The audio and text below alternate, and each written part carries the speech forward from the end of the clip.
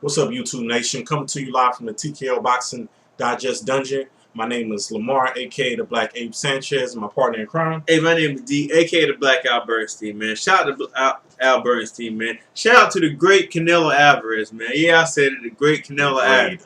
To be determined. Hey, man, this man said that, if Triple G won it, he can get it, man. That's what he said, man. I don't think you want that, man. I haven't heard Andre Ward say. I heard he did an email, but I've not heard Andre Ward say if he won, he can get it. Shout out to Canelo for saying that, man. I give it to Canelo. The great Canelo, man. He will fight just about anybody. Golden Boy trying to protect him, but at the same time, he calling for matchups that's difficult. Yeah, man, you gotta respect this dude. 24 years old, man, with the resume he's fighting, only lost against one. Floyd Mayweather, man, you gotta give him respect, man. Yeah, shout out to the great Canelo Alvarez, man. Yeah, and speaking to somebody I respect, I want to give a shout out to my man Abe Sanchez. I'm the Black Abe Sanchez, so I got to give a shout out to the real Abe Sanchez. Man, this dude been in the game for a while, man, making champions, man. Without a doubt, Terry Norris, Triple G. And we want to go ahead and jump into a Triple G mythical matchup. Mythical matchup, man. It's an awesome mythical matchup.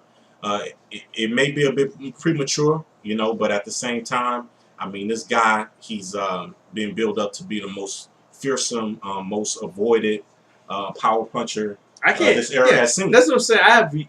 Even Roy was not feared like this, man. Yeah, like this dude. I have not seen a non-heavyweight this feared in terms of just pure discrimination. Well, he's on like a 19-fight KO streak. Oh man, he's like who does that nowadays? Who knocks out people like that nowadays? Nobody does, man. Yeah, except for him.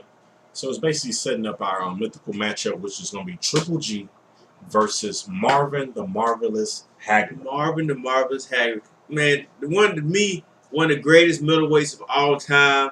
This dude was a monster. He only lost one fight, and in that fight, it could have went either way personally. And like this guy was great. And people don't realize like the struggle this man had to get to, similar to Triple G.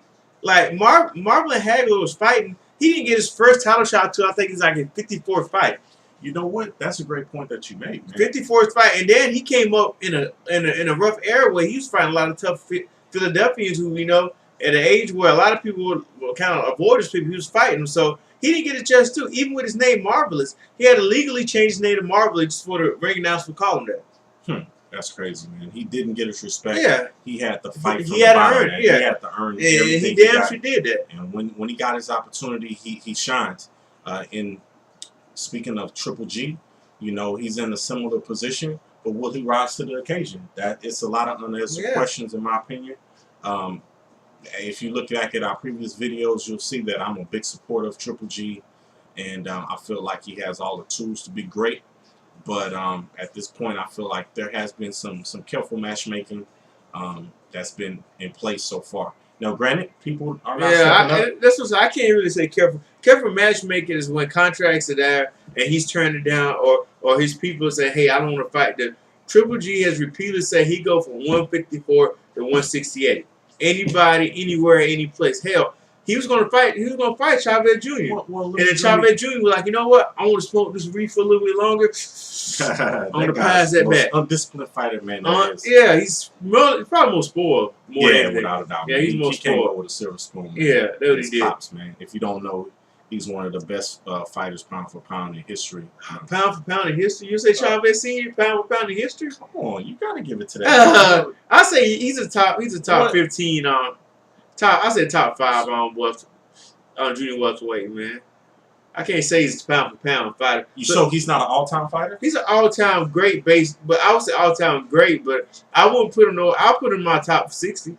Top 60? Okay, I mean that's respectful. I didn't say the top 10. I thought you were talking about Sugar Ray Robinson type of stuff. Absolutely. I'm like, hold your break. Don't get me wrong, man. I'm pro Mexican fighters, man. Yeah, for sure. I like the great Canelo Alvarez, but still, man. Yeah, for sure. Yeah, but when we look at that matchup, we got two hard-nosed punchers that are aggressive, and let's talk about the matchup, man. It's crazy, man. You got Marvin Halger who fights a southpaw but can switch the orthodox unorthodox like it's nothing. Cuts off the ring just as well as Triple G. Both of those guys, man, you can hit them with bricks and they're gonna keep on moving forward. we still, even though I think Triple G has pretty decent stamina, I never really seen him gassed out. But he doesn't. I've seen, but with Triple G, he picks his points in fights. You know what I mean? In terms of really turning it up. Like he's not full throttle. Like I see Marvin Halger in some fights. For the first opening round, he's throwing punches and letting it go, letting hands go and moving.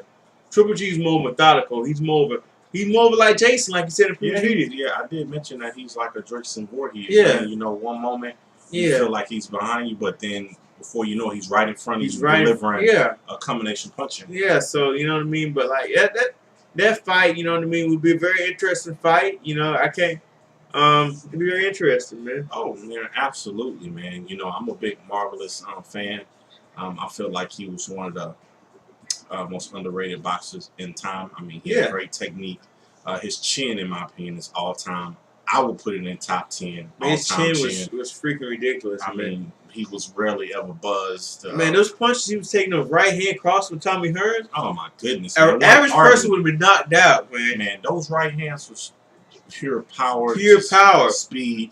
I mean, it's like a sledgehammer, man. Yeah. You know, so if you can take those shots, just ask Roberto Duran. Yeah. Yeah. You know, I mean, you got an all-time chin, man. And this guy, if you haven't seen that fight, you know, Thomas Hearn versus Marvelous Hagler, man, go back in the archives. One of the best 3 rounds you've ever seen in history, right? Please watch that fight. That fight, I've never seen two top contenders, right? They just go at it, and at the same time, it wasn't sloppy at all, man. No, technique was great. It was just, you had two guys who were at the peak of their careers who just collided, and like you know, comments, yeah. So it was really crazy. Yeah, I mean, we miss matchups in today's time like that, man. Absolutely, but with Triple G, man, I don't like, you know, I can't like, don't get, like you say, he's unproven, but at the same time, he has qualities you see in people even if he's unproven. And then what I like about, he's willing to fight everybody, so he's not like some of these people in the 9 days who stuck on an undefeated record that they pick and choose. I don't see Triple D as that person, but you know, we haven't seen him in there. When I mentioned that he was carefully matched, we haven't really seen him in there with like a body snatcher, or somebody that's really aggressive on a 4 foot. I mean, people said Rubio was going to be that fighter, but I mean, if you really look at Rubio, man, he's not built. Yeah, he's not. Yeah, he's built like that, man. But at the same time, though, like I agree with you, man. Based on what we've seen, there's no way I can say with a clear conscience that Triple G is going to win that fight, man. You know what? I mean, like I like to look at resumes, you know, and if you look at it, you know, from the standpoint of the matchmaking. And see, with Marvin would be upset. Like people don't realize Marvin Hagler not only was one of the greatest middleweights of all time, but he just had that aggression about him, man. He had a chip on his shoulder, like, oh man.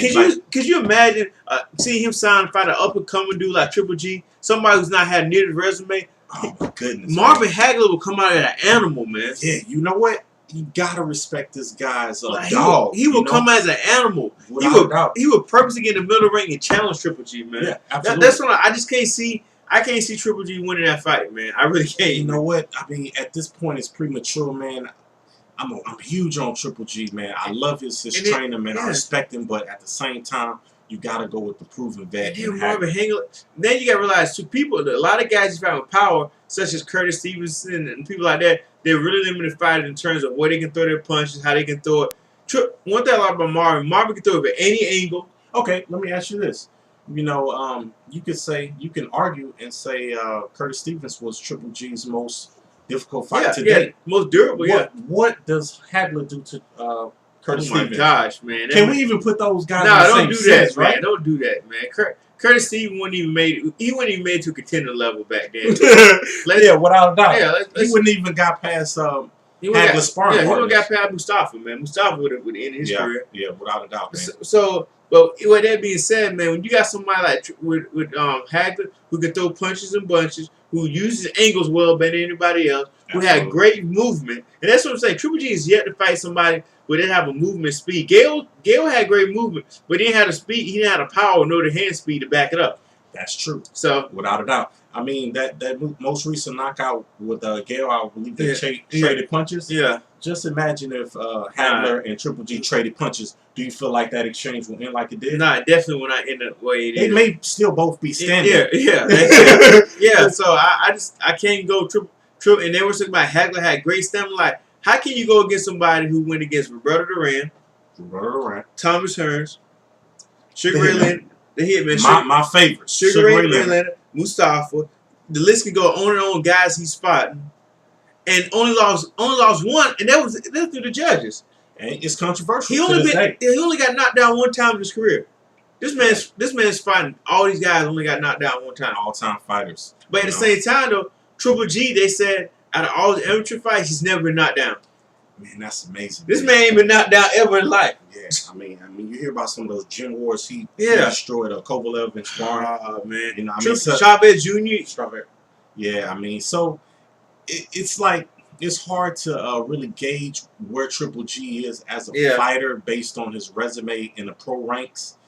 He does have like opponents compared to Sergio Martinez. Yeah. That Sergio Martinez slightly struggled with, and he's running through these guys. But that was an older Martinez, though, man.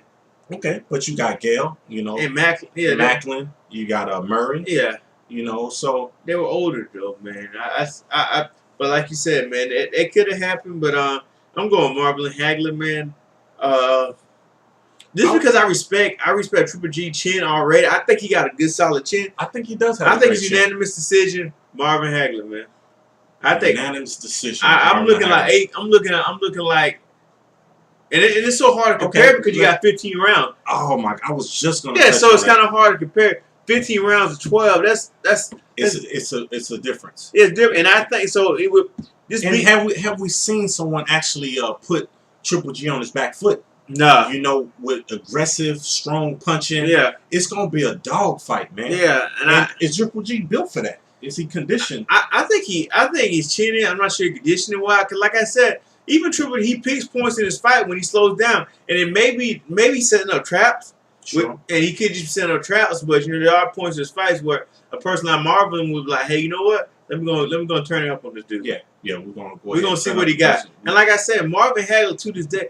Marvin Halger's probably one of the most cockiest champions we ever seen, man.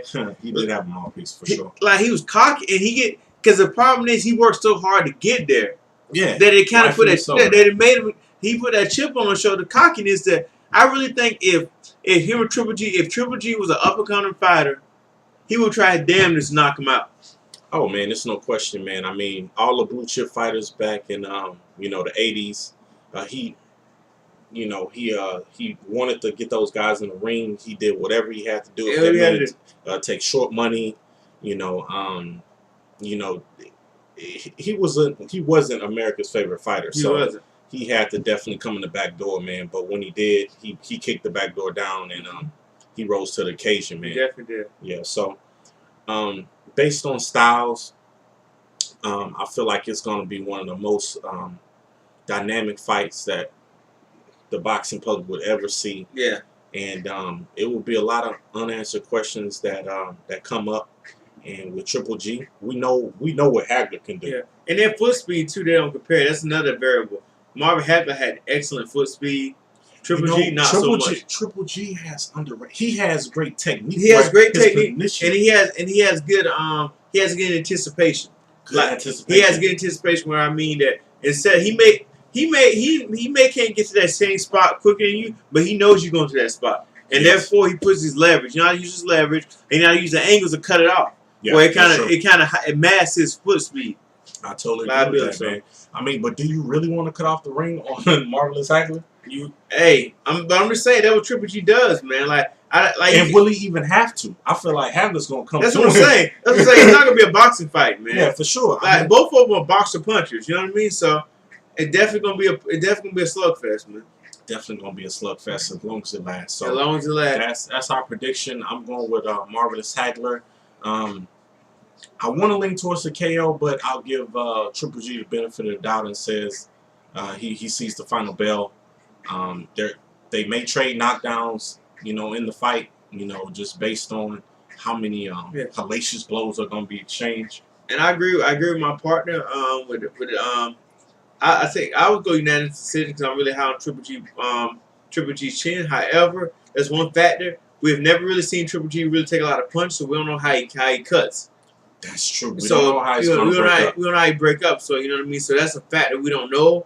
of it. And, you know, if he swells or cuts easy, it could be a stoppage, early stoppage. So it could be a middle. It could be not early, but if we do a 15 round, 8 or 9 round stoppage. 8 or 9. 8 or 9 round. It's you make it to championship. It's depending how he cut. You know what I mean? Yeah. Like we don't know how he cuts. You know what I mean? Nobody really challenged him like that. Yeah. So and he would definitely be tested. Yeah.